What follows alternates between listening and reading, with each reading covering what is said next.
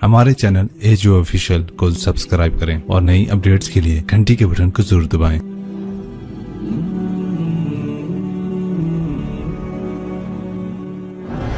एक साहबी आए, या रसूल अल्लाह तंगी है रिज़्क़ की, कोई वजीफ़ा बताएं। कितने लंबे लंबे वजीफ़े लोग पढ़ रहे हैं कि कारोबार खुल जाए और रोज़ी बढ़ जाए। कितने लंबे चौड़े, कितने किताबों में एडे एडे बड़े वजीफ़े लिखे पे, पढ़ उनमें बंदा बुढ़ा हो जाए। मैं कुर्बान जाऊँ या रसूल अल्लाह आपकी शफ़क़तों पर, आपकी रहमतों पर। सुनो, ये करो, मेरी बात नहीं है, मेरे नबी की बात। तजर्बे की वजह से करोगे तो कुछ नहीं मिलेगा, यकीन से करोगे तो दरवाजे खुलते देखो। कि या रसूल अल्लाह उरीद अन युवस्सा अलैया रिज़्क़ी, मैं चाहता हूँ मेरी रोज़ी खुल जाए। तो आपने कहा अदिम अला तहारा युवस्सा अलैका रिज़्क़ुक, तू बावुज़ू रहा कर, तेरा रिज़्क़ खुल जाए। कोई ज़ोर लगता है वुज़ू? तुम्हारे यहाँ तो सर्दी होती ही कोई नहीं कि भाई ठंडा पानी है कैसे वुज़ू। ये तो हमारे लिए मसला है कि भाई ठंडा पानी है कैसे वुज़ू करो। वो हमारे गांव का मरासी मुझे मिल गया, मैंने कहा चल नमाज पढ़ेगा। नहीं जी मियाँ जी सर्दी बड़ी, ना ले जाओ, सर्दी बड़ी। मरासियों को सर्दी ज़्यादा लगती है। मैं कहा नहीं आज तो नमाज पढ़ा के छोड़ना है। मैं उसको लेके जब वो टूटी पे बैठा ना, जो ही हाथ पे पानी, वो हाले वो ठंडा पानी, वो हाले वो ठंडा पानी। तुम्हारे लिए तो ये मसला भी नहीं कि ठंडा पानी। मेरे नबी की ये सारा मजमा ले लो, ये ऊपर मस्तूरात ले लें। अदीम अला तहारा युवस्सा अलैका रिज़्क़ुक, मेरे नबी ने फरमाया बावुज़ू रहना शुरू कर दे, अल्लाह तेरा रिज़्क़ खोल देगा। अभी अल्लाह रसूल की आपस की बात है, तो मेरी बात होती तो दीवार पे मार दो, तजर्बा करो। नबी की बात को तजर्बा करके नहीं करते, यकीन के साथ करते हैं।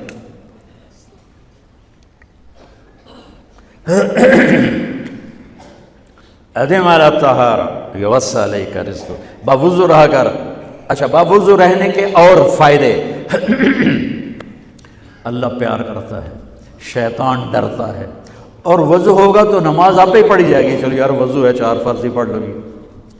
एक दफ़ा शैतान आया हमारे नबी से मिलने, तो आपने उससे पूछा तेरे दुश्मन कितने? कहने लगा 15। आपने फरमाया कौन कौन है? कहने लगा पहले तो थोड़ा ही नंबर है, पहला नंबर तो थोड़े नाल मेरा लगो है। फिर कहने लगा वो मुसलमान जो 24 घंटे बावुज़ू रहता है वो मेरा बड़ा दुश्मन है। जो बावुज़ू रहता है और बावुज़ू सोता है, एक फरिश्ता उसके लिए बंदगी का सवाब लिखता रहता है। खैर वापस आता हूँ। मेरे नबी ने फरमाया 4 बातें ले लो और दुनिया भी तुम्हारी आखिर। सारी PIA जिंदा हो जाएगी, सारी इकॉनमी जिंदा हो जाएगी, सारी मईशत जिंदा हो जाएगी। 5 भी नहीं, एक उंगली भी आपने नीचे कर दी, कहिए बस इतनी ले लो। हिफ्ज़ अमानतिन, सिद्क़ हदीसिन, हुस्न खलीक़तिन, इफ़्फ़तुन फ़ी तुअमत। क्या खूबसूरत। सारी जिंदगी किसी को धोखा न देना, दयानतदारी। मेरे मुल्क के इदारे क्यों डूब गए? दयानत निकल गई, खोट आ गई, धोखा आ गया। मेरे नबी ने कहा हिफ्ज़ अमानतिन, कभी अमानत में ख़यानत ना करना। सिद्क़ हदीसिन, कभी झूठ ना बोलना, हमेशा सच बोलना। मेरे नबी ने फरमाया मेरा उम्मती हर गुनाह कर सकता है, 2 नहीं कर सकता, एक झूठ कभी नहीं बोलेगा, एक धोखा कभी नहीं देगा। मेरे नबी की 2 सिफ़तें हाईलाइट हुई, सादिक और बोलो क्या हैं? कोई और भी तो हो सकती थी जिससे मशहूर किया। काबा कौसैन भी तो है, और अदना भी तो है, वल्लैल भी तो है स्याह जुल्फ़ों वाला, वद्दुहा भी तो है रोशन चेहरे वाला। किससे मशहूर किया? सादिक अमीन। अगर आप मुझसे सवाल करो, मैं मिंबर रसूल पे बैठा हूँ कि मौलाना साहब सारे दीन को 2 लफ्ज़ों में बताओ, सारी शरीयत को, तो मेरे पास 2 लफ्ज़ हैं, सच्चाई और अमानतदारी। आप मुझसे सवाल करो मौलाना साहब सारी दुनिया के कुफ्र को बताओ, तो मेरे पास 2 लफ्ज़ हैं, झूठ और धोखेबाजी, झूठ और ख़यानत। پوری دنیا کا کفر ان کے اندر چھپا ہوا ہے، سچائی اور دیانتداری پوری دنیا کا اسلام اس کے اندر چھپا ہوا ہے۔ دیانت اور سچائی یہ بیج کی طرح ہے اور پورا اسلام پھر باغ بن کے پھلتا پھولتا ہے۔ جھوٹ اور دھوکہ یہ بھی بیج کی طرح ہے، پھر اس سے کفر کا جنگل کانٹوں بھرا جنم لیتا ہے۔ میرے معاشرے سے جھوٹ نکل جائے، دھوکہ نکل جائے، یہ پاکستان جنت کا ٹکڑا ہے۔ اور یہ حکومت کے بس کب نہیں ہے کہ وہ سب کو سچ بلوائے، یہ مجھے کرنا ہے، یہ مجھے کرنا ہے، میں نے اور آپ نے اس کو شروع کرنا ہے۔ حضرت جریر بن عبداللہ یہ یمن کے شہزادے تھے، آخری حج پہ مسلمان ہوئے، اپنے نوکر سے فرمایا گھوڑا خرید کے لا، میں پیسے یہاں پیمنٹ کروں گا۔ وہ منڈی میں گیا، 300 روپے کا گھوڑا لے کر آیا۔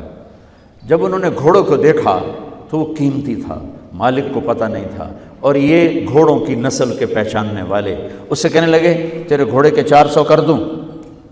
کر دوں۔ بڑا حیران ہو کے دیکھنے لگا، بھائی کہ آپ تو مجھے چیز خریدنی ہے تو میں گھٹاتا ہوں، اور اجمل نے بیچنی ہے تو یہ اس کی قیمت بڑھاتا ہے، اور یہاں خریدار کہہ رہا ہے 400 کر دوں؟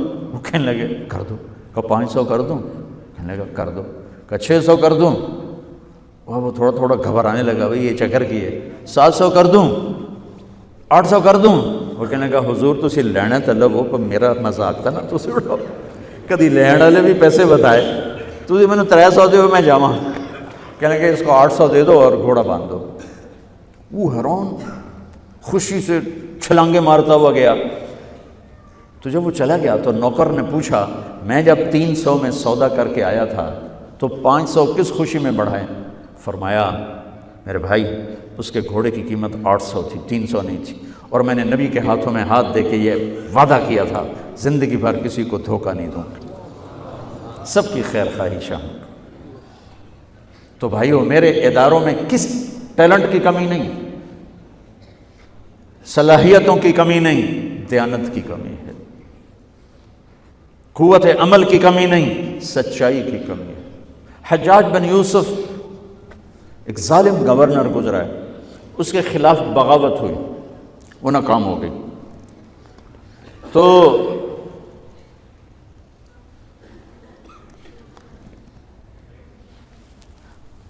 کوفہ میں ایک بزرگ رہتے تھے، ان کے بیٹے اس بغاوت میں شریک تھے۔ وہ چھپتے چھپاتے کئی سال کے بعد واپس آتے، ابن خراش ان کا نام تھا۔ ان کی سچائی مشہور تھی کہ ابن خراش جھوٹ نہیں بولتا۔ حجاج کو پتہ چل گیا CID سے کہ آ گئے، تو اس نے کہا آج ابن خراش کا امتحان ہوگا۔ اس کو کھانے پہ بلایا، عنوان ہی نہیں بنایا تفتیش کا، کھانے پہ بلایا اور کھانا شروع ہو گیا۔ باتوں باتوں میں کہتا ہے ابن خراش آپ کے بیٹے ہمارے خلاف لڑ کے بھاگ گئے تھے، کوئی پتہ؟ تو ابن خراش ہنس پڑے، کہنے لگے حجاج زندگی موت تو اللہ کے ہاتھ میں ہے، گھر آئے بیٹھے۔ تو اس نے کہا تیری سچائی کو سلام کرتا ہوں، اگر تو جھوٹ بولتا یہیں تیرا سر اتارتا، پھر تیرے بیٹوں کا چاہو سلام ہے تیری سچائی کو، تیرے بیٹے تجھے مبارک ہوں۔ مسلمان جھوٹ نہیں بولتا۔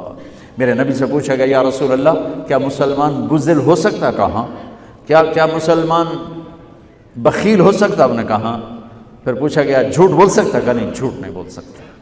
تو دو باتیں حدیث پاک کی، صدق و حدیث، حفظ و امانت، یہ دو باتیں زندہ ہو جائیں تمہارے سارے ادارے زندہ ہو جائیں، ہم نقصان سے نکل کر نفع میں آ جائیں گے، نفع میں آ کر اوروں کو دینے والے بن جائیں گے۔